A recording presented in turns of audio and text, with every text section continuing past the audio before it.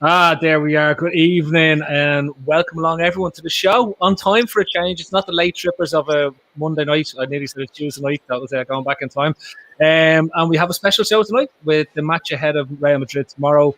Looking back at what's going on the weekend and having a chat. Now, if you've joined us, you will have seen that we have a special guest in with us tonight, and it is, of course, the legendary Stephen Daly. It's great to have you. But over here in this corner, you will see a Liverpool legend, Neil Mellor. It's great to have you on the show tonight, Neil. I'm a former player, but great to be here. Absolutely, yeah. Thanks for having me. Excellent stuff. And then on this side here is my good friend, colleague, and man who's going to show up all your comments, including yours, Miranda Cheese. It is, of course, Andy Young. With that, lads, it's great to have you all on. We'll probably do a bit of an old school show tonight. Normally, we have our 4 mad topics. But tonight we're going to do a bit more game-centric, being the Madrid game tomorrow, given everything that's to come along, and also look ahead to what could be, again, another top 4 challenge and hopefully Champions League football for the club next season. So the first show we're going to start with tonight is a Real Madrid Champions League preview, looking ahead to the game itself is it the first leg of Madrid, lads? It is in Madrid. Yes, it is. It's not in the Bernabeu, but yeah, they're playing it in their training facility. Val de Debris or something that is called. It's a funny name. And what do you give me stick for, Andy, for trying not knowing if it was home or away? Like the last time we played the Champions League match, we played at home and I was in Hungary, and then we played away and I was in Hungary. So I hope you give me dogs here about that, right? So come on now, right? Anyway, lads, Neil, I'll let you open the floor.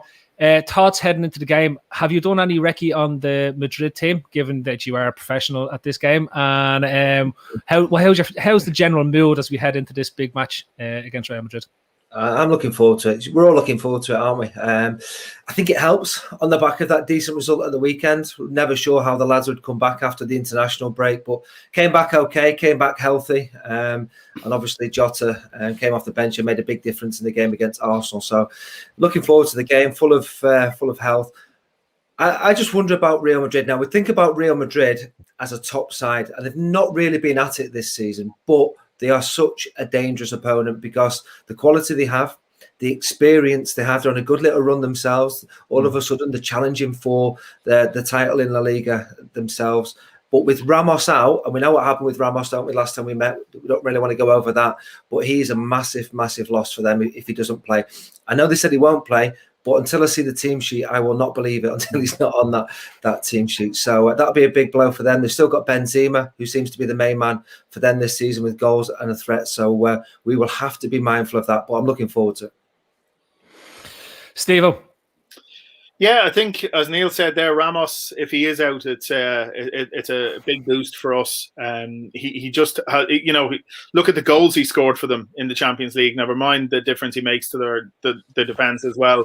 I'm confident going into it, not just because of the result at the weekend. I think there's a reasonable amount of sort of confidence there because we have, over the last couple of seasons, had, like, even if you look at last season going out to Atletico, it was an unfortunate one late in the game. Over the last 3 seasons, we've been very strong in the Champions League, and I think this actually gives us a welcome distraction.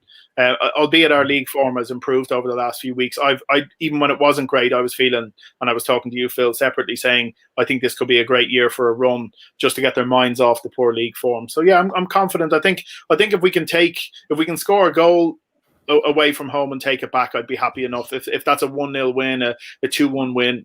That's kind of the sort of scoreline I'm hoping for. Andy, super optimist, super fan, toppest red in the whole. By the way, Steve, I just want to ask you, did you get a chemical peel on your face today? Because when we were talking to you this morning, your skin wasn't that glowing at all. What's going on? I've been necking wine for about an hour and a half, and I'm probably I've got a bottle and a half of red wine in me, so fuck it. Yeah, that's probably all right. Fair enough. That's a fair point. That's right before I go back to work. So that's fair. I can't disagree with that. Andy. Apologies. Yeah, I have to be honest. I'm shitting myself, and I'll tell you why. There was a couple of months ago, or even a few weeks ago, you were wondering where the next win was going to come from, and now we've kind of got a bit of a, I suppose, confidence back, bit of shape.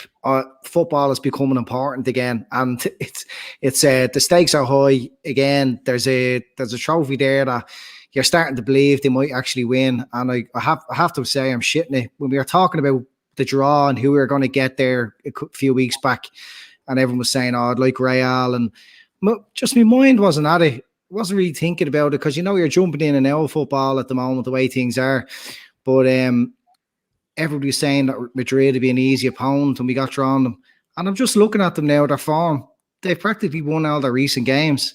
And I don't know, why are people so confident? Even the bookies have us as favourites. The bookies have us as favourites to win the game. They have us way ahead as favourites to win the competition.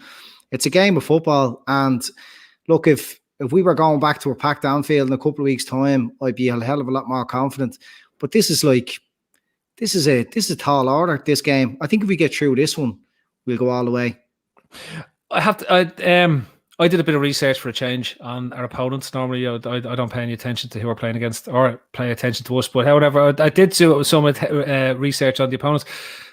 Madrid have really changed their style this season, given a dodgy start that they had, and they've dragged themselves back into contention for the Premier League title. And they've gone very functional and very high possession in terms of high possession rate type of style of play. I think even with Ramos out and Hazard not even being in the squad, they will probably look to dominate the ball, which given the way Klopp has approached games, will probably suit us down to the ground, allow us to counter them, let them come on to us and try counter quickly, because that seems to have worked really well for us, particularly against when Arsenal left gaps against us at the weekend, that we were able to really exploit them and move quickly through transitions with Firmino back in that centre of the team. But I'm looking at this Madrid team, and despite them being a much more functional unit than what they were before, they still have a lot of attacking talent. They still have Marcelo bombing down that left wing. They still have Mendy if they want to play as a left wing back. They have Marcos Asensio. They have Benzema. They have Modric. They have Casemiro. They have all these players that were top level Champions League players 2 years ago. Part of the squad that beat us. I think what's important to remember is it's Real Madrid. They are not going to sit back like we have come up against side after side this season. They'll have a go, and that should suit us. They'll play a back three. We saw that against Leipzig in the previous round, back three. If they want to go man for man with our attacking players, they're in trouble, because we should get plenty of opportunities. And like I say, Real Madrid will be open. You've mentioned all those players there. They rested Varane at the weekend. They rested Cruz as well, so they'll be fresh, ready to come back into this game. But the difference is they do have players who can score in the back of the net, which could make a big difference if they take those chances. Yeah.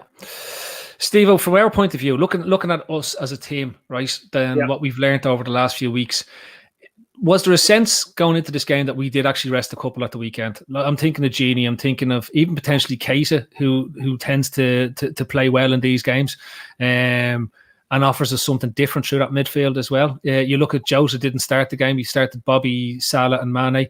And obviously Milner gets a rare start. Normally he's coming in as a sub or when injuries permit. Is there a sense that we tried to do as best as we could, given that the players that we're talking about were on international duty the previous week? Yeah, I think that's that's what you're talking about. You're looking at Gini having played I don't know if he played the full 270, but he played all 3 games for Holland.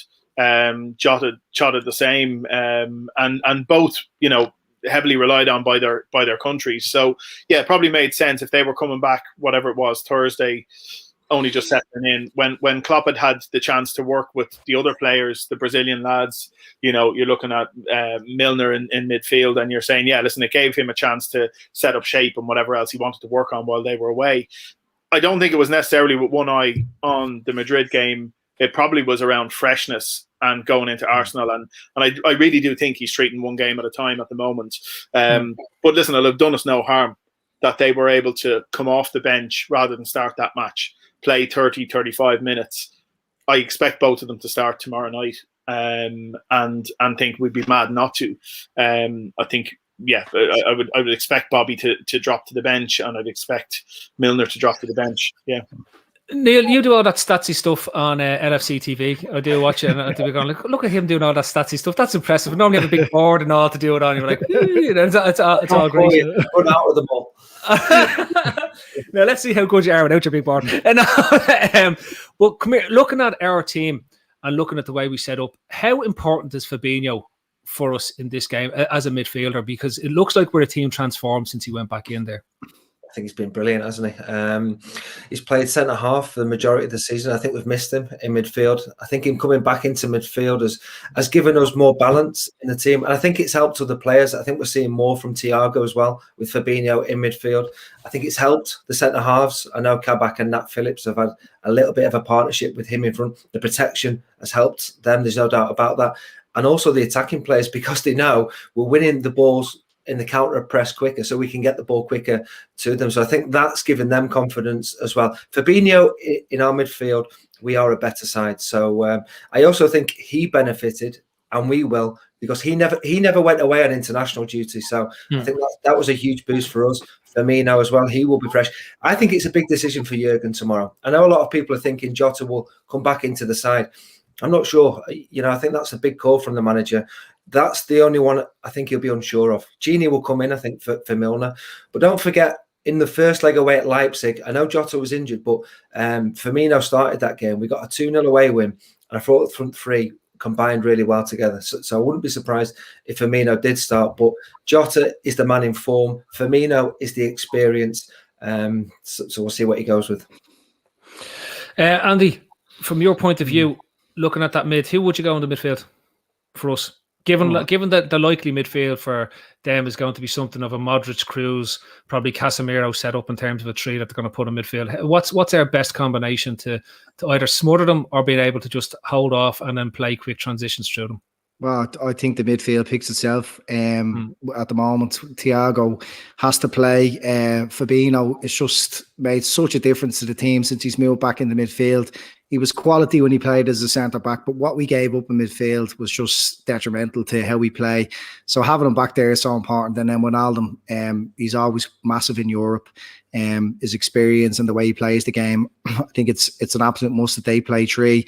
I can't picture any possibility of playing the four attackers. As Neil says, I think it is a big call. We're not over there chasing a goal, really. It's a game we just don't want to lose. Come back to Anfield and do the damage then. So I think Firmino might start, but I'd like to see Jota start, because he is the man of form, and that he could finish the tie over there. You don't leave those goals on the bench. So I'm going to put this, Neil, I'll start with you. I'll put an alternative option that people aren't really talking about is, what about playing Jota instead of Mane? Of the three that's there, we've seen Firmino. Bobby sort of does his bits and bobs, not really scored many goals, but Mane, of the three lads, has really sort of gone off the boil in terms of goals there. He's had a long journey to Africa in terms of the international games he played, and played the full game at the weekend as well. Is there an argument that you potentially put Jota in as a starter and maybe rest Mane, or have him to be able to come from the bench? Not even thought of that option, no. Mane plays, Salah plays, and it's just a question of whether Firmino and Jota plays. If it was my choice, I'd go with Jota. Like you say, he's in great form. He's scoring goals. Made such a difference at the weekend when he came off the bench. He's ruthless, something we haven't been since the turn of Christmas. That's been a big problem for Liverpool. We haven't been sticking the chances away. Jota's back fit, and I think he's helped the whole of our attack. So I would want him to start, but whether he does, I don't know. Yeah, it's the hunger that Jota has, though, isn't it? It's like he's just buying into this Klopp project now. The rest of the players have been there a while, and they're settled in the system. But you can see he's the man with the point to prove, and you just, that hunger he has. I don't know how you can leave that on the bench. The difference with Thiago the other night, and you can see it in the last few games, having Fabinho alongside him, his press has improved. His ability to have extra space in midfield is huge as well. And you can see when Jota comes off the bench, maybe listen, obviously Jurgen will do what he does, but I think he may have started Bobby. It might have been easier for him to start Bobby tomorrow night had Jota not come off the bench and done what he did. He's come on in 35 minutes and scored 2 goals. And his chances were taken excellently. And you're looking at even other little bits of play. Fabinho and Salah, were phenomenal the other night. Fabinho was just so good. He was immense. One of our best performances of the season, I don't know if you boys agree or not, was for me Atalanta away. And Jota played, scored a hat-trick. Salah and Mane played. Firmino came off the bench that night, and it was one of those where he went with Jota, and he was unbelievable that night. Yeah. So, like Real Madrid are going to be open, and that would suit Jota playing the game. There's no doubt. And the thing is, Neil, we probably are going to get a few chances, but we need to take them. And at the moment, for the last 3 months since Jota got injured, Salah has been the only one taking his chances. You know, so you need 2 of your 3 in form, if not all 3. So for me, it'd be Jota starting anyway. Yeah, and it's a game that it's a team that we won't have played like them this season at all. It's going to be a totally different proposition. Having Firmino defending up so high as he is, I was messing earlier on Twitter calling him a false 6 because he was playing ahead of Thiago and Milner a lot of the time. You know, he defends so high up, and a team that's going to be so open, and especially if they do play 3 at the back, we can punish them with Firmino win the ball up high and putting the balls down the channels. There's absolutely no way I wouldn't play Mane either. Number one, I wouldn't want to upset him because I don't know what an angry man I would be like, but I wouldn't like to see it. And but that's where Firmino might flourish as well. He might find that bit of form, you know, this bit of space that he will find, because he still has a lot to offer. It's just the way teams set up against him. What's that, Stevo? Absolutely, I agree with you. I just don't think going with the diamond is a smart move with that Madrid midfield. I think we should be looking for the first 60 minutes to smother them and press them high. And with Gini, Thiago's come around to it now. I've noticed a big difference in him in the last 3 or 4 games anyway. So with Gini, Fabinho and Thiago, I really think we can smother their midfield, cut out any of the sort of effectiveness of or try and cut out the effectiveness of Modric and Kroos. And yeah, that's the way to go. ND6. Instead of the Heidi, I'm gonna actually, yeah, I want to remember Heidi 8. You have to get Heidi 8 back out there instead of 10D6. I want to trademark that before that gets used.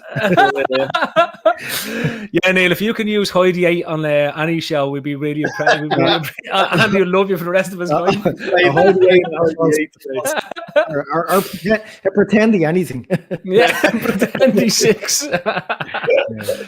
I thought just on the lottery ball here, though, is if you look at Madrid's next couple of games, they have El Clasico at the weekend against Barcelona. Barcelona have just gone and eked out a win tonight, and Madrid are 3 points off the top against Atletico.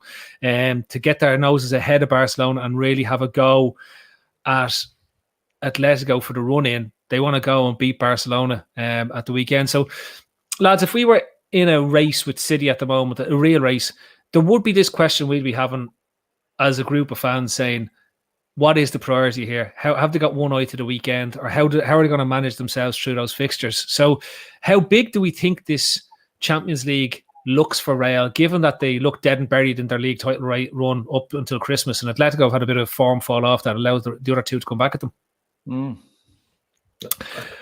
I think it's massive. They want to win both, don't they? They've got themselves back in the title race, and they want to turn over Barca. They beat them away earlier on in the season, which was a decent result, 3-1, and they wanted to do the double over them.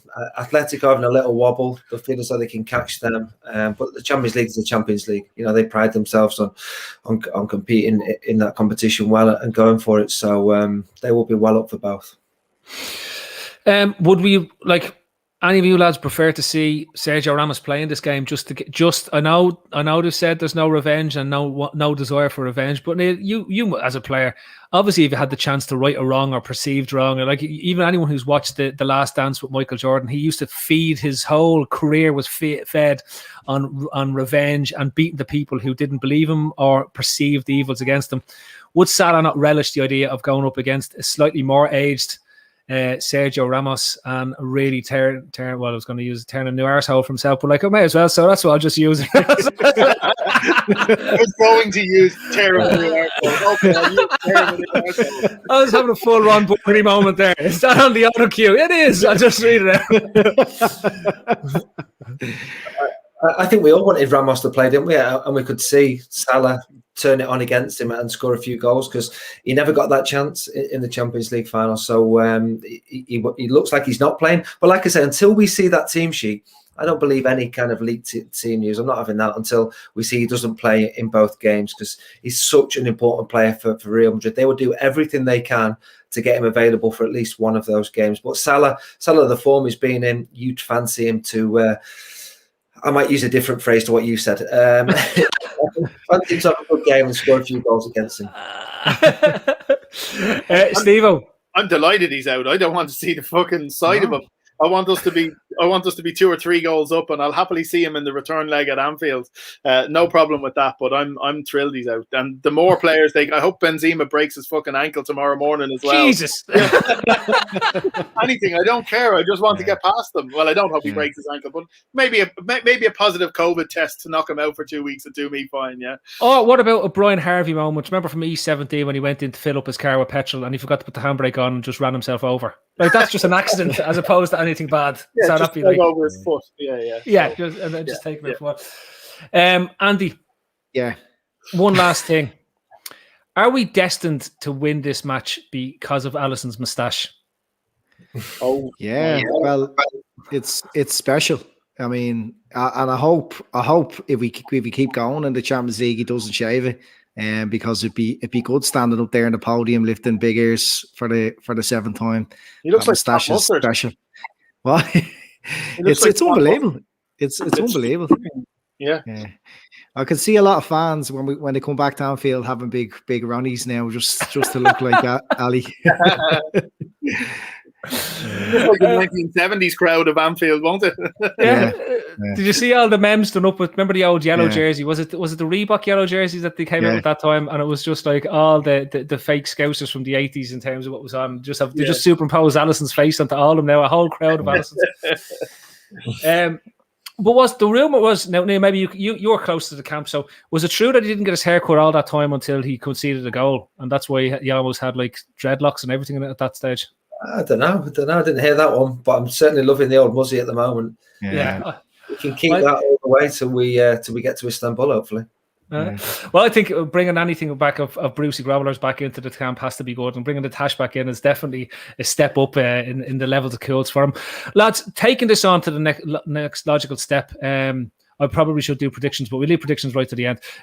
But looking at this season, looking at where it's gone, and given that West Ham tonight have gone and won and have jumped up into 4th place, the way the league has panned out, and it doesn't look like you're going to need maybe more than 70 points to get into the Champions League. Is there the hint of 2004 and 2005 in this season? And it's great having Neil on, because Neil, you'll have a direct knowledge of 2004, 2005, given that you're a part of the squad at the time. But looking at this as a whole, you have probably a Liverpool team that's slightly out of form going into these Champions League games, that most teams in Europe, if they were looking at the form table, would probably say we fancy them, but they don't really fancy them because it is Liverpool and it is the Champions League. And then we've also got this patchy league form going on, particularly since Christmas time. And then you have all these unfashionable teams challenging for top 4. Even Everton back then were challenging for top 4. I think they finished 4th, and obviously we robbed their spot the following season. But is there the echoes of 04 and 05 in this Champions League campaign? Who's that one coming to me? That's going straight to you, buddy. You and the 04-05 squad, they're the only one that got first-hand experience. So, do you know what? I don't really see too many similarities. And I'll tell you why, because back then we were the underdogs right the way through that tournament. We're just about straight through the group with Olympiacos. Then the knockout stages, no one fancied us. Bayer Leverkusen, no chance. Juventus, no chance. Chelsea, no. We were the underdog every game, and even the Champions League final. This is the best AC Milan team has ever been. And all of a sudden, we end up winning the trophy. So the difference is that this team, okay, Van Dijk's out. We've had a few injuries defensively and the disruption. This team have proved they can win top trophies. 2 seasons ago, winning the Champions League. Last season, winning the Premier League title. This team is feared in Europe. No one wants to play them because of our attacking players, and that is the difference. When we were in 2004-05, they would have been buzzing to have seen my name on the team sheet, whereas when they see Salah's name on the team sheet, they will be thinking, we have got problems. So I understand what you're saying, because we're off the pace in the Premier League, but now this team, this squad are very much in the conversation to win it. Stevo, you're the one that thought this was a great topic, so what's your take? Getting fucking buried here. No, I don't think there's any similarities, and I think your idea to bring this up was absolute bullshit, Phil. I'll go along with it anyway. No, I think, listen, we are off the pace in the league. Obviously, it's a massive step down from last season when we were so strong. What are we, 36 points behind where we were at this point last year? I think they said on Sunday we're 36 points less than what we had at this point last year. We'd won it at this stage, hadn't we? No, not with 8 games to go. I don't think so. It was close. We were only coming up to before lockdown. City never got the points we had before lockdown. Yeah, 9 games. 9 games it was. Was it actually? Was it one before we? I thought it carried on. We didn't actually. It did carry on. But City never got our points that we had when lockdown hit first time. They never got our points total that we had with 9 games. We won it after, of course, Chelsea, but they never got to our total. Oh, I get you. No, I know what you're saying. Sorry, yeah. So yeah, listen, I think we can pick out. It's nice to pick out similarities with 04-05 because it makes us all feel like we might go on and win the Champions League this year. That's why we're all doing it, if any of us are doing it. But in reality, and as Neil said, and he was part of that squad, it is chalk and cheese in terms of the way this team is viewed in the Premier League. You know, everybody's looking at us in the Premier League and saying, how are they there? And they shouldn't be there. And everybody's looking at the injuries and the disruption, etc., etc. When you're going into the Champions League, you have these 2-legged matches where you don't have to worry about anything. You only have to focus on that team over 2 games and move on. It's exactly what we can manage each of those ties as they come along.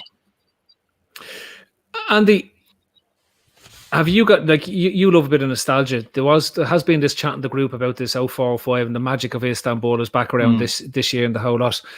Where's that coming from, in your opinion? Like, mine is looking at sort of patchy form and lifting standards in the Champions League.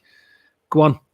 No, look, the only similarity is it's an easy decision. What's priority this year? We're out of the league, so it's obvious what the priority is, and it would have been the same in 04-05. I'm sure Neil will be able to say. But like, that's the only similarities I find. But like, I don't know. I think it's a shit topic as well, Phil. Tell Steve, this is his one. Okay, the nostalgia. Yeah, I love the nostalgia. Look, and I love the Champions League. Actually, Neil, I mean, when you're in the camp, when you're at Liverpool, like, for me as a Liverpool fan, I think the European Cup is the special one.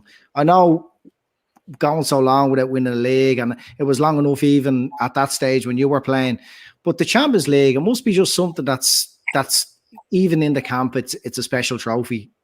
No, special trophy.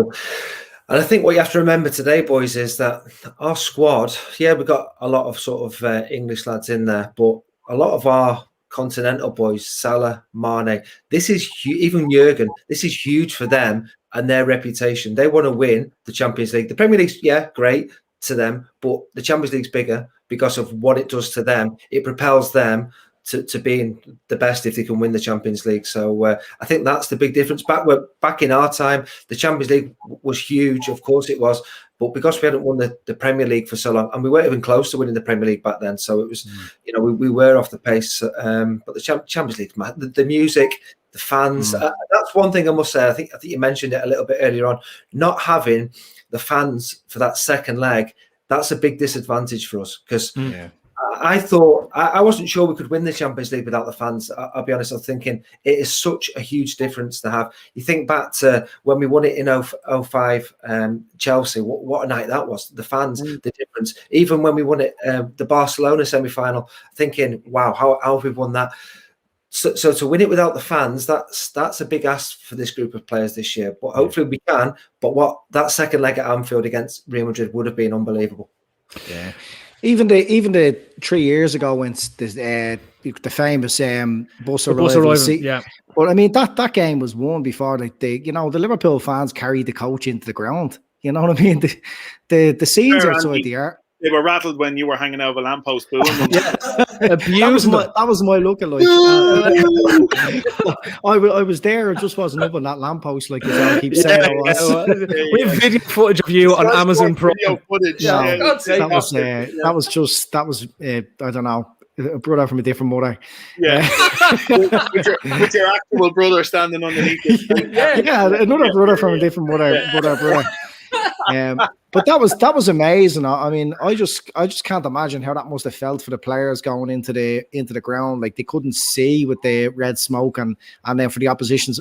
Look, and we don't have that this year, so it will be a big achievement to go on and win the Champions League without that influence, because it's always given us the edge over other teams, and the bus arrival thing is kind of only a recent thing, I suppose, but it's always been a thing where if they needed a goal, the fans were out. The cop was always out to suck the ball into the net and gave them such an edge.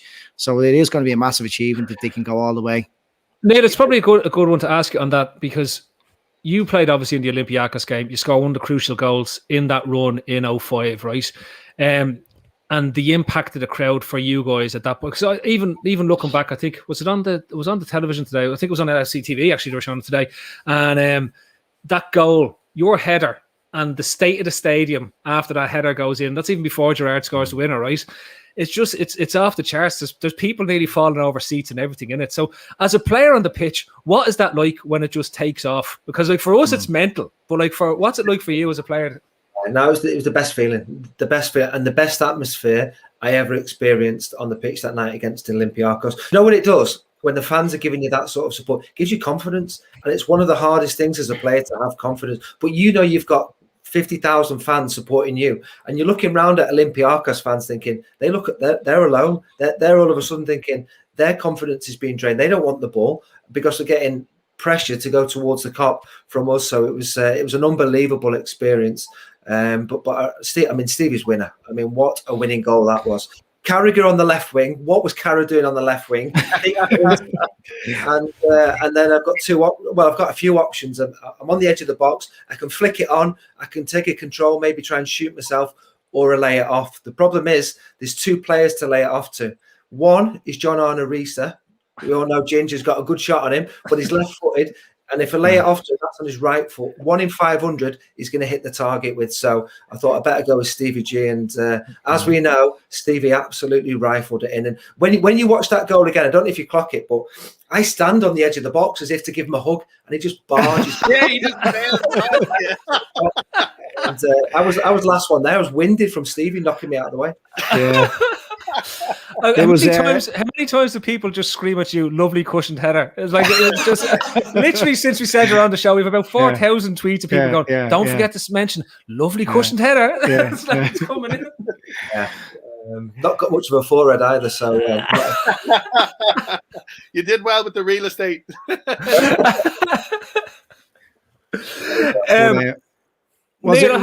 Which was better struck, your own versus Arsenal or his against Olympiacos? I wanted to ask about the Arsenal strike because I was in a pub watching that game, and Steve was something else. Mine was just I was shattered. I was just hitting hope, and last minute of the game, and in it goes against Arsenal. I actually remember asking Sol Campbell for his shirt before we had the free kick, and I thought Sol Campbell was a good defender, but I didn't collect shirts. I didn't think he was the best centre half, and maybe that slightly distracted him for giving me the chance to get the shot at goal and in the back of the net. But that was a proper Roy the Rovers moment. That was where I got to share my own moment with the fans, and Mum and Dad were there as well that day. So it was. Do you know what the crowd was that day? I googled it a while back. I was thinking must have been 50 odd, that 46,000 there was there that day. So that was full house, wasn't it? At that point, like we didn't have the main stand. We were at 46,000 at that stage, weren't we? 46,000 back then, yeah. So yeah. It mustn't feel bad having 46,000 people cheering your name. So I always remember Kewell on the ground. If he had stuck his head up, he would have got decapitated, I think. Very cool. It was just as well he stayed down. To be fair, well, and actually, you had a hand in the goal for the Alonso one as well. You took Campbell for a little stroll out of the way.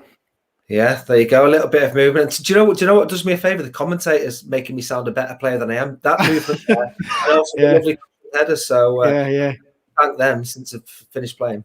You had Campbell on toast. Come here, just the goal you score against Olympiacos, because it gets sort of sandwiched. It's because it's the second goal, right? So everyone always remembers the Gerrard one, right? What's it's pinball stuff that's going on. What's going through your thought process as the ball just drops? Was it hit it as hard as you can, or was it? I was fuming that Núñez never scored. I was thinking, how have you not scored at the far post? You've got to be scoring that. But thankfully, bang, I'll put it in there, and away we go. And it was just a case of racing back to the halfway line, and we go again because we needed another goal. Couldn't really celebrate. It was like, right, let's go. We're going back again to score. Yeah, the ball in from Cinema Pongo was good too, wasn't it? Yeah, that was class. Flo was a great lad. Really liked Flo.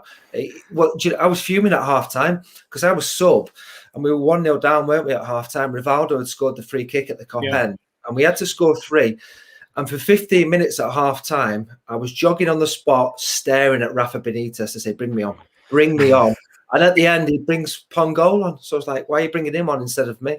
And what a genius, because Pongol scored after about 2 minutes. So I was thinking, what a brilliant substitution that was. Go down, shake his hand. Well done, Gaffer. And then eventually brought me on and I got my goal. Right, here's one for you now, and obviously it's a hypothetical question, but looking at, and you obviously have some interaction with him from being in the club with Jurgen and Rafa.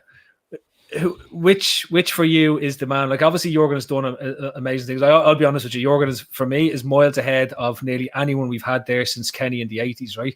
But as think back to being a player then and now, how much would you have loved to play for Jurgen, or were you delighted to be part of the Rafa Benitez sort of ways and means back then in the noughties?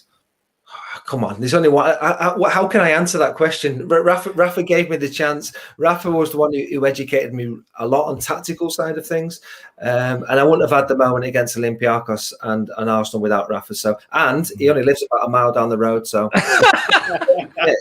he'll be knocking on my door. You're to get an egg. But I would say I would have loved a hug off him. Do you know, at the end after a game. Yeah. It was one of those which, if you got a little thumbs up, that was like a Jurgen hug nowadays. That was the difference. But we all love a hug, don't we? I'd love one off Jurgen, but I've not had one. How did he show us the emotion or his appreciation to the players? Like how did he do that? Ian? By doing that, a little look at you as if and that was it, as if to say, you've done all right there. He didn't even say it. That was it. He's a gent though. Remember, Stevo, we crashed that upstairs VIP meeting with the Rafa gig, and we met Rafa. He's a lovely fella, wasn't he? Yeah, he's very nice. Yeah. He's very personable. Very, you know. But I'm assuming he keeps that clinical, professional nature with his players. Neil, is it just to not let them too close so that he can? He says he's the father figure. So he sort of gives them the guidelines, the discipline, and the chairman, the owner, is the granddad. That's how he sort of sees it as that way, which is interesting. It's different. So not to get too close, but he's giving us guidelines of what he wants from you. Like I say, I mean, I really like him and I want to see him do well. He hasn't got a job at the moment, I don't think, because I saw him I know he's still walking about around here. So, I'm sure we'll see him again. But he was great for Liverpool. He really was great. Okay, so if you do see him now, would you get a hug off him now?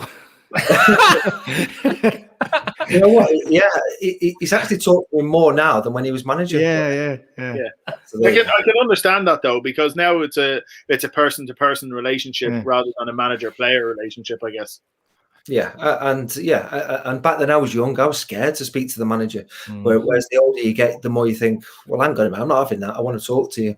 But when I was just happy to be around it. Because he was dead serious after the Gerrard goal, wasn't he? Anfield was mayhem, and the only man with a serious face in the whole crowd was him. It was the steward. Didn't the steward give him a hug? That was the steward's last game. He got his P45 the next day. Don't you? You what? Rafa was making notes. Yeah. That was always him. You know, you'd see a really important goal go in, and Rafa's head would be down, just scribbling away, fucking whatever needed to be done. He was meticulous, you know, and it's just it's. We were only talking about this on Thursday night, actually, about Rafa with Jamie and Gav, saying it would have been really interesting to see what he could have done over a longer period of time had he actually got if you look at the players that he really wanted to sign, the likes of the David Silvas and the David Villas and some others, you know, if he'd been able to bring in a couple more of them and had that backing, you know. Top coach, won the Champions League, took us very close as well, didn't he, to the Premier League? Yeah, very close. I know. So one last one on this topic, but Neil, what would you reckon a Rafa Celtic versus a Stevie G Rangers would do for the Scottish League? Do you think that could take us back into the glory days of people being interested in the Scottish Premier League? Oh, yeah. Well, it's available, isn't it? The old Celtic job. Who knows? But Stevie has created a lot of interest down here with the whole Celtic and Rangers rivalry. You know what? It's a rivalry I do not get involved with because I'm down here. I want Stevie to do well, but there's no way I'm picking Celtic or Rangers. It's a case of I'm happy for one team to win it one year, the next the other year, and just enjoy watching them games. No, you can't even say that, Neil. You just have to have to go all together. That's a great game to watch. Yeah. I'm staying out of it then. Yeah. Good move. But I think, I always think Rafa would make a really good director of football. Like if you got a job back at Liverpool, you know, it's just his knowledge of the game, not necessarily on the pitch. Rafa loves coaching and wanting to be involved too much to maybe step upstairs just yet. He wants to be. But you remember, I always thought, he got kind of knocked back by the owners at the time, and he wore the tracksuit then afterwards because they didn't like him, wanting to have a say up higher in the hierarchy, I suppose. Yeah. I don't know. Listen, Rafa will be back somewhere, whether it's Celtic or somewhere else. He'll be back as a manager. I think it's again. I think sort of Andy.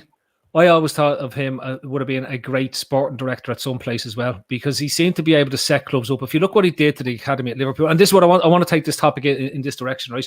If you look at the changes that he brought in at Liverpool to the academy setup and everything while he was there, he brought in Burrell and Pep Segura at the time. They revolutionised in terms of what they were doing in the academy and tried to start off this production line of talent that was sort of lost for a bit during the mid-90s and coming into the early 90s until maybe Houllier arrives, and then Rafa obviously comes in after him. Looking at it now, and a lot of questions have come in there. Kieran Thorne is trying out a nice little fact there for Neil. 6 goals he scored for the Reds, only 1 was an equaliser. 4 would have turned out to be winners, but had to score a double against Borough in the Cup. I don't get the last part of the sentence, but I do get the first part. So that's a nice little stat that you showed there. But come here to me. The question I have is around this, and you're seeing a lot with your stuff on LFC TV. You're seeing a lot of the kids coming through. You're seeing a lot of the 18s, the 23s, and stuff like that. We had a lot of questions in about your opinion on the current bunch of 18s, particularly is it Muzialowski and the other lads that are there as well. Then there's one of the goalkeepers is over with St. Pat's in the League of Ireland at the moment. He's doing really well. He's turning in really good performances here. You've seen a lot of the players come through like Shea Ojo and stuff who've gone out on loan as well. From your point of view and looking at the team at the moment, particularly this year with Curtis Jones making the first 11, we have Trent in there who's now a permanent fixture. You look at Reece Williams, who went out on a loan spell and has gotten a promo this year. Nat Phillips, even though he's a bit older, he's gotten a run in the team. How much has this been part of what Jurgen's done and the legacy of what Rafa's done before, and how FSG as an ownership group seeing the idea of a production talent for the football club? Yeah, no, I think all of it has played its part, but I would say Jurgen's played a bigger part than certainly the previous regime of Rafa or Gerard Houllier, because The academy and the first team were disconnected for a long time, and I was part of that disconnection. I was down at Kirby at the academy, and it was really hard to get down to Mellor and to impress the first team staff, to train with the first team boys. Now the relationship was strained between Stevie Highway and then Gerard Houllier, which then went on to Rafa Benitez. So that was where it all began. And not sort of until Brendan Rodgers eased it a lot. And also, obviously, Jurgen. His first day in charge, Jurgen, he's on the balcony at the academy. He's talking to Alex Inglethorpe. And he knows the importance of bringing through these young players.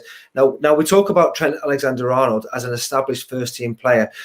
But it's still Jurgen who's took him to being a top-class right fullback. He's the one who's given him these games, played in 2 Champions League finals, won the Premier League. He could have said, no, I'm bringing my own right fullback in, but he believed and he's given him that opportunity. So the academy's in the best place it has been for a long time, because the first team have a manager in Jurgen Klopp who gives them the opportunity and believes in youth getting an opportunity around the senior players. So that's why we're seeing Trent in there. Curtis has established himself, could have gone out on loan, could have and maybe got lost a little bit. Nico's had games, Reece Williams had games, Nat Phillips has established himself as a centre-half, done really well for us in the team. And don't forget, we've got Harvey Elliott, who will come back and be a part of Liverpool, I think, in certainly maybe next season or the year after. He's the one that will come through. I think he's an outstanding player as well. So the academy's in a great place at the moment. You mentioned Musolowski, the Polish attacking player. He got the wonder goal against Newcastle. All seen that one? What a goal that was. Yeah, he's a special player. A lot of ability. I think he's trained a couple of times with the first team. Yeah. So he's trying to impress them. They're all in bubbles, don't forget that, down at Kirby. But the boys now are on the same site, so they may get the odd more opportunity to be in around the first team, which can only help them. But Musolowski, he's only young, so if he keeps progressing, developing, wants to learn, then he's got a chance to impress the boss. Yeah, there was a good clip of the kids playing against the first team there during the international break. Who was there, and he was excellent. He was taking the piss. So it's exciting to think that there might be someone on the brink there. Elliot coming back next season is going to be amazing. He's different as an attacker because he dribbles with the ball and he can take it past 3 or 4 players. You're thinking, how's he done that? Yeah. Whereas he's not perhaps a finisher, but he can be someone who can really excite and has the X factor in the final third. Billy Cometio, he had a huge, big sort of cult following before the season start. This is before even the Virgil injury, because he goes on the preseason games. Looks like a potential centre-back star in the making. How's his progression from your point of view in terms of what you're seeing? Is it something that is looking natural, or could he be one to struggle to make that breakthrough to the first team, particularly when there seems to be an awful lot of money about to be spent either on a centre-back or another centre-back reinforcement along with Ozan Kabak? I think he's really young. As he's 17, 18, still really young. He hasn't kicked on from pre-season. There's no doubt about that. He hasn't had a great season. He's made a lot of mistakes, which happens. They're learning, they're developing, aren't they? And it's how he reacts to that. I think in the next couple of years, we'll just see how good a player he might be. But certainly at the moment, he's still in that learning phase, still trying to develop. And we will see more of him perhaps in years to come. But he's, he hasn't had a great season this season. And Caoimhín Kelleher, often forgot because he's now seen to be, again, another established player that's in that first team squad. You've watched him a lot playing. Was he the standout of the goalkeepers that you would have seen go through the academy? Because we seem to sign at least 10 goalkeepers every transfer window. We won't sign anyone else, but we'll definitely sign a goalkeeper. I know a 16-year-old from Poland or Scotland or wherever it is. We seem to definitely have a goalkeeper fetish, all right, in the academy. But was he the standout prospect in your opinion, as you've seen over the last couple of years? Am I saying this right? Quiveen? Well, we can argue here, but yeah. Quiveen, okay. Did I say that right? But do you know what? Really like him. Makes saves, important saves. When he has very little to do, his concentration is really good. And he's a player who has really stood out at youth level, and that's why he's got in and around the first team. My mate was at Liverpool in the first team, not in the first team, 4th choice goalkeeper last year, Andy Lonergan, good mates with him, and he was saying, Quiveen, great lad. I've said his name wrong again, Anna. He is a great lad, and he is going to have a bright future. So I wasn't surprised. Do you know when he got into the team, I felt as though I trusted him. I know he got the nod ahead of Adrian, and I thought he did really well. So pleased for him. And it's difficult to play because, in my opinion, we've got one of the best goalkeepers in the world. We'll talk about Real Madrid a few years ago. The goalkeeper may be costing us. Atletico Madrid, maybe a goalkeeping error costing us. Alisson has made the odd error, but I still trust him as one of the best goalkeepers about. So it's difficult for Quivin to get in there, but he's learning all the time around Alisson. I think the best way to imagine how to pronounce it, Neil, is imagine you're half pissed, right, and just go Quivin, and there you go. It's that simple. It's like an E, but it's an I. Isn't it? Yeah. Okay. Yeah. Just call him Kev. Kev. Kev Kelleher. It's that simple. Cheers, lads. It's mad. Everybody has to say his name correct, you know what I mean? And most of the other players have nicknames like Bobby or Ali, and you know what I mean? Ox. Like, just call him Kelly or something like that. Yeah. I've heard Klopp and a couple of others shorten it now to Queeve. So that's what they're calling them. So like him now. I do like him. Yeah, and he's got a bit to go as well. You can see it, like he hasn't filled out yet. You know, goalkeepers normally once they get into the sort of mid-20s have that bulk. They bulk out a bit as well. He is still quite trim for a keeper, so you'd expect him to put on a bit of mass as well. And I wouldn't be I wouldn't be worried about him being our second choice goalkeeper next season. It's to be fair, he's been a bit unfortunate as well with injuries, because given that he's been more unavailable since Christmas time, just after that really good run that he had for us, and he's missed out on making a claim for the Irish national team jersey as well, because he would have been starting over the last few games. Maybe he was better off not starting in those few games. So anyone else that we should keep our eyes on, Neil, coming out of the academy, especially close to the first team or in around that at the moment, particularly when you look at, say, I don't know, Simicast hasn't really sort of turned up this season in terms of the left back spot. You'd imagine that we're going to need to see replacements or enhancements to the squad as we move into next season as well. Yeah, Clarkson's not far off it. Central midfield, I think he played in one of the Champions League games, didn't he? Earlier in the season, was that Michelin maybe away? He played in that game. Central midfield player, very, very tidy football player. I think he's done really well for the 23s. Leighton Stewart scored a lot of goals at academy level this season, but unfortunately had a serious injury. But he's a really talented centre forward. Glatzel's had injury problems. Really good centre forward. The right fullback Conor Bradley. I think he's a Northern Irish boy. He's had a very good season. I think he's only 17, very young. Tyler Morton. Listen, all these lads have got talent, but it's taken it from the potential to getting in with the first team and being able to handle being around some of the best players in the world and being able to cope with that. And I don't know how they're going to handle that, but there's a lot that certainly do well at academy level. That's the big test for them. Yeah, you were saying you were talking to Curtis Jones. He's a player that seems to just totally grasp his chance.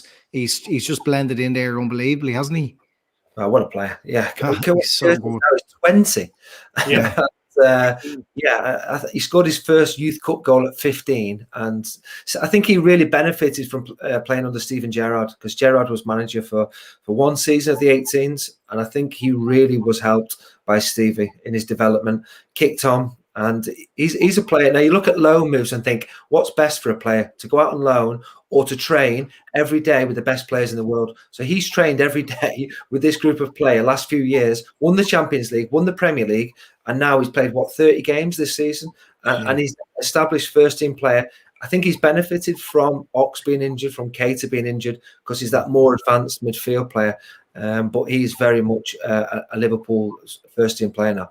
Yeah, and he's getting braver and braver every time he plays, isn't he? Because he has all that talent, but I think at the start he might have been a bit safer, but he just seems to become more and more brave every game he plays. Lads, I was there for the goal against Everton. He's bent it. So Everton have got the first team out. We're playing our Resi stroke 23s, and he's put it in the top corner. What a goal that one was. Yeah, absolutely. I was just going to say, it's hugely impressive for a lad that age, playing in a position that's actually not been natural to him over the last few years. He played more on the left-hand side in the attack, didn't he, for the 23s? So to come in and do such a disciplined job in the first team this season has been tremendous, and he just looks a natural in that midfield when he's there. I think he can play in different positions, Curtis. I think he has that intelligence about him, that flexibility, which we see so often with current players. I think he can play high left, but I quite like seeing him in the midfield three, getting on the ball. He can go past the play and he can create an opportunity and score a goal as well. Would you say confidence in yourself is a key factor, Neil, in terms of making that step from the academy to the first team? Like, is it a case whereby a lot of players fall down? They have the natural ability, but when they start mixing it with the first team, once it doesn't click immediately, they start to doubt themselves. They start to say, listen, I don't deserve to be here. You know, I was a big fish in a small pond type situation, and now I've come in with the first team. And, you know, is that a problem? Is that something you have to get your head around? Yeah, belief, absolutely. Yeah, you know, to believe that you deserve to be there. You know, you've earned the right to be in amongst the first team players. Who cares if they cost however many million? You've earned the right to be there, and you've got an opportunity to impress the first team managers. And many young players have struggled to take to that. I think attitude's important as well. You know, realizing that you haven't made it. You've got to earn the right to get in the first team and try and have a run in the side. Doesn't matter how well you've done in the youth team, how well you've done for the 23s. You've got to try and now get yourself in the first team and get a run of games there, which can be a big challenge. For me, guys, do you not think that I think Curtis Jones is a perfect example of where I thought you could improve an Adam Lallana type player. So I thought Lallana was lovely and had great skill and great talent about him. But Jones also seems to have that range of passing. So he's able to pick up a ball and move the ball maybe 15, 20 yards crossfield really accurately. And he has that deadly finish. Like, he does have a fantastic shot in him. It's like they've almost taken Lallana as a prototype and said to him, look, this is, if you style yourself around this type of player, and I'm not saying it's this simple, but like, this is the type of player he looks like. We can mold him into a better version of Lallana, and that seems to be the type that we're coming out with. Is there a limit in what he can become for this team under Jurgen Klopp, Neil? Well, I think he can be an established first team player like Trent has become. I think he can be a player who can give us that 10 goals a season from midfield. I think we've really missed that this season. I know he's established himself, but I feel as though at times we're a little bit over reliant on the front three, and we need the goals from other areas. You know, miss Cater's, Ox's goals this season, Van Dijk's goals this season. But I think I look at Curtis and think you can hit double figures maybe for goals or assists and create a lot for those attacking players. And one sort of one to round off on the young players, but Nat Phillips, he's getting an awful lot of plaudits at the moment. He definitely looked like a player that had no path to get near that first team, and has come in and done really well for us. Where do you see him going at the end of this season? And I don't mean like, is he out the door? But then again, sometimes for a player's progression, you look at Conor Cody and what he's done since he went to Wolves, having been thereabouts around the first team when he came through, and look what he's done since then. What would you like to see? What would you like to see for Nat Phillips, and what do you think is ultimately going to be his pathway? Big Nat P, love him. He'll head anything, he'll tackle anything. Do you know what? He went to the Bundesliga too, didn't he, last year? And he came back, played in that game against Everton in the FA Cup, and done really well. And then he went back to Germany. Like you say, wasn't part of it. Wasn't even in our European squad this year. His debut in Europe was against Leipzig, second leg. That was his first game in Europe this season, because he wasn't even in the squad. So I think his mentality to have been nowhere near it, to all of a sudden playing 9-10 games for Liverpool's first team, huge credit to him. I think it helps his background, because his dad was a professional football player. Don't know if you remember him. Jimmy Phillips, left fullback for Bolton. And I think having someone like that would have really helped him. He's mature, and he gets it. He's taken his opportunity. And whether long term, I don't know. But what I do know is I trust him out there, and the manager trusts him, which has enabled Fabinho to go in midfield, because the manager trusts Nat Phillips. If he didn't trust him or like him, Fabinho would still be playing centre half at the moment. So Nat Phillips has been huge to our turnaround in momentum. I'm believing that maybe we can get top 4 and maybe we can win the Champions League. Right. So, what would be sweeter than Nat Phillips lifting the European Cup? Well, be up there with Igor Biscan and Jimmy Traore lifting the Champions League as well. No, so it's like that's very, very unfair. It's not that to me. They were they were good players for us. And I think for me, Nat Phillips has done an incredible job for us, given the opportunities taken. And football is about taking your opportunities. I think the comparisons with Biscan are quite fair. Like that season, he was really good when we needed him. When we needed players in midfield, he came in and he done so well. And it's exactly the same with Phillips. Nobody believed Phillips would do the job he's doing at the moment. So huge amount of credit. Jurgen's trust, which is what you want as a young player, and he's playing him now. Okay. Yeah. Ozan Kabak, lads, I think he looks like a smashing player. I'm just going to say that. I think he's given that he came in the middle of the season, been asked to learn the system the way we play, but look, he looks to have really settled down over the last couple of weeks. To me, it's a bit of a no-brainer as a signing. Otherwise, you're going back into the lottery, the transfer market. Anyone else?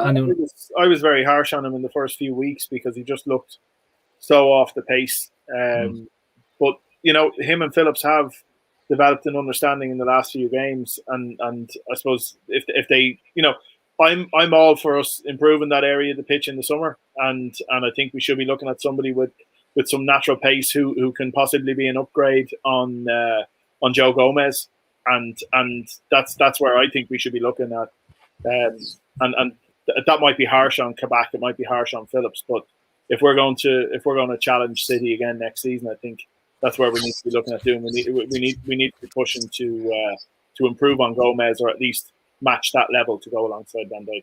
For me, anyway. Stevo, have you got the wine hooked up to your veins? Because I haven't seen you. I haven't seen you take one sup of wine. I think I've COVID or something. I don't know. Anyway. It just seems like you've consumed a full bottle of wine since the start of the show. You haven't taken one sup. I think the problem is it's coming up on me during the show. I think your lighting is a UV light, Steve. You're getting sunburned down here. I just have a sunbed to the right of me here. Fucking pinging me out of it all. Anyway. Right, lads, I got to wrap it up. We're at the end, so we hit the hour mark, which is lovely. Predictions, lads, for tomorrow night. It's such a big game. Steve, which one are we going for? 2-1 win. 2-1 win. Andy? 1-0. Phil, there was another topic, wasn't there? Which was, I can't remember. It was about the future of Jota and Bobby. I thought we covered that off when we were talking about them earlier on. We kind of covered that in the Diamond 4, which is Andy, why I'm hosting and you aren't going to jump in and say there's another topic. Just trying to give you a dig out. Cheers, buddy. Cheers. But given that we covered the topic off, I decided not to go back and say, do you remember what we were talking about earlier on? When we talk about it again, all right? Yeah. Thanks for that, Andy. So, do we win? Yeah, we win 1-0. When have we ever said we're not going to win? Yeah, I know. I am shitting myself like big time. But one thing we didn't bring up is the fact that we don't have to go to a full Bernabeu tomorrow night. No, well, we're not even going to the Bernabeu. You have to go to the Bernabeu. I know. But what I'm saying is that we were talking about the benefit of Anfield's second leg and what we're lacking there, and I totally get that. And it's always been a huge thing for second legs in European games, but the Bernabeu is not an easy place to go when it's full and absolutely bouncing, and that's an ask for any team to go and get a result there. So there's pros and cons to the current situation we're in, and admittedly, our form at Anfield is pretty fucking poor. So hopefully we can change that at the weekend and then turn them over next week there. There's a bit of love for you, Neil. I know Rafa would give you a hug, love. But I think Barry Carr would love to give you a hug. If you're ever in Donegal. I've read that and I thought all hair. I thought he got onto my hair. There was comments on the hair. Comments on your hair throughout the show. One of the biggest topics that was being shown up there was who has the better quiff, Neil or Stevo? And I think that only me and you could have a conversation around that. Yeah. But to be fair, I think, Neil, given your hair hasn't seemed to change since you're about, I'd say, 17 at this stage. It's fantastic. When I went to West Ham and I had a skinhead, I said, when I scored, you did. And so, 21st birthday, I've got skinhead pictures for all that, and I've kept the same haircut ever since.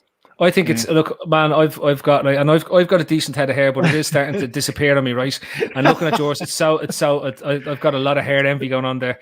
There's a lot like there's not even a patch of recession going on. Your hair is like the Chinese economy. It's just going to keep growing and growing and growing. It's wonderful. It's the first time. It's the first time Stevo hasn't had the best hair on this show. Yeah. It costs a fortune with hair products, but it keeps me. You must be glad the hairdressers are open again now, because they're still closed in Ireland. Yeah, there's some serious home haircuts going on. What was your man who was reffing the match of the weekend? That Stuart Atwell, was it? Yeah. What a bad haircut that was. That was the sort of haircut your ma would bait you if you came in the Get 8 quid off her and only spend 3 quid on the haircut. Yeah. Neil, I never asked you what do you think will happen in tomorrow night's match? We winning? I think they'll score though. I fancy us to get a couple. So I think it'll be a win for us. Good. I'm going for the classic European draw, a 1-1 draw away, take the away goal back to home, where, I don't know, maybe Boris will accelerate letting fans back in the stadiums or something like that, just to get a few people into Anfield. It'd be great to see that, to roar them on home. Well, I thought about letting fans in for the last 2 games of the league, I think it is, on May the 17th or something like that. So it doesn't come in time for the Champions League, though. I was checking out the dates. I think the semi-final hits before the UK are talking about letting fans in, yeah. Excellent. Right, listen, lads, this has been a great show. I want to thank everyone's and all the comments coming on the side. Neil, there was another question, but hopefully we'll get you back on and ask you that question at another time. That has been, of course, Stephen Daly down there, hooked up to a bottle of Shiraz, and he hasn't left it since. I've got Andy Young over that, so there's a straw going in his ear. I've Andy Young over that. So Andy, I want to say fair play to you, because I know how hungover you were. When we were talking to you this morning, I thought we were going to have to get a crane or an ambulance to get you out of bed to come do this. No. And of course, down there has been the one and only, the ex-Liverpool legend, and now LFCTV superstar, Sky Sports as well. The man's been on Sky Sports. Actually, Steve, you were saying it's our fault that Neil is so famous now, isn't that right? All that coaching we gave him in his social media career. Yeah. You gave him a big break back in the day. That was the last time we had Martin Tyler excited, was Neil Mellor's goal against Arsenal. It was the last time Martin Tyler said anything positive. Actually, yeah. But he has get him as excited as Neil Mellor does. There's only been twice that Tyler's been as excited as that since, and that was the Aguero goal and when Pogba hit one over the bar in his debut. They're the only two. Boys, I've enjoyed it. Thanks for having me. I'll make sure my hair's looking the same next time. Don't worry. Good, spectacular, buddy. You can just pop it back on again when you're back on. Cheers, mate. Cheers. Right, nice, Andy, hit the button. Good night. God bless all. Good luck.